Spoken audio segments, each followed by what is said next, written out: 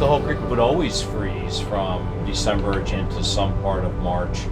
In the last 5 years, we haven't had the deep freezes that we saw in years past.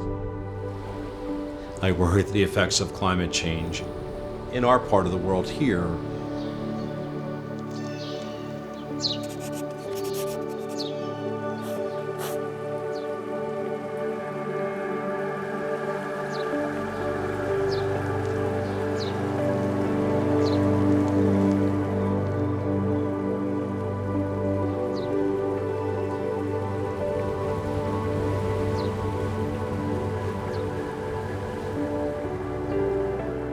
My brother Sean and I are fourth generation managers of this family-owned facility that's been here for nearly 120 years.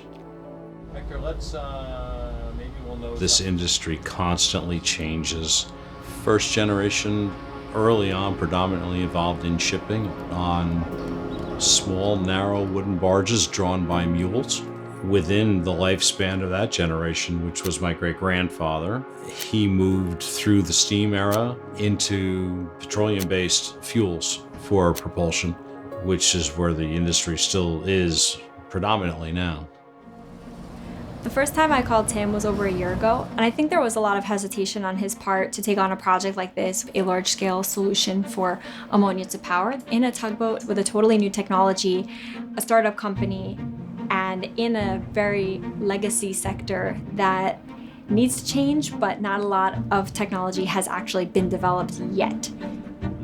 Abigail was looking for a shipyard that was capable of doing a one-off repowering project for a new type of propulsion system.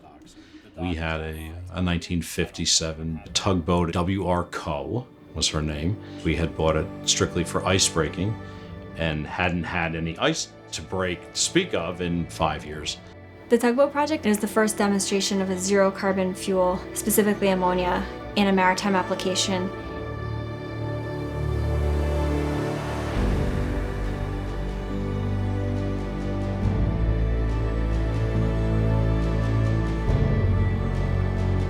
The pilot house on deck house. We were cautious. It's a brand new project. It's never been done before.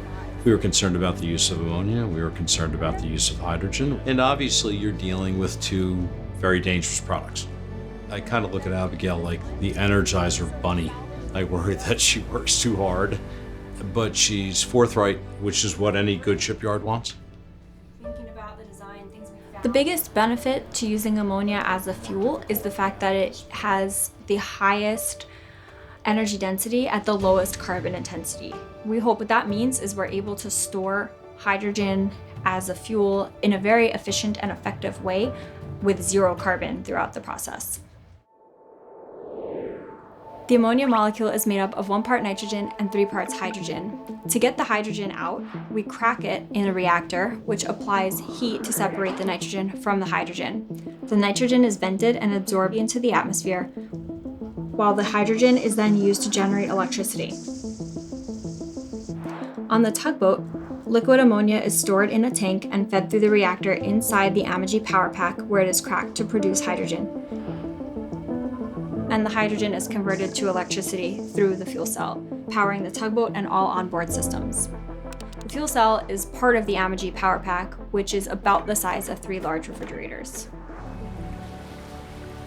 There are several challenges of using ammonia as a fuel.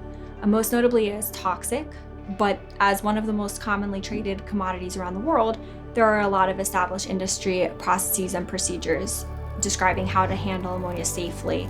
We hope to build on that for our team and our customers as well.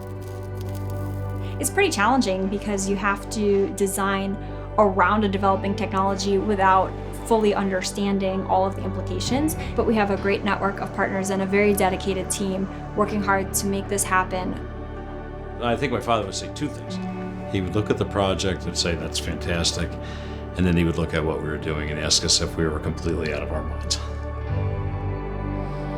If we can figure out a zero carbon fuel solution and the accompanying technology, we can find partners to work with across the globe to make it a reality, to really mitigate this huge problem for millions of people around the world. We know that just as this industry has changed 150 times in 150 years, it's going to continue to change. And we believe that this is the first steps toward a new marine-based fuel. And if this project helps speed that process along, we look forward to it.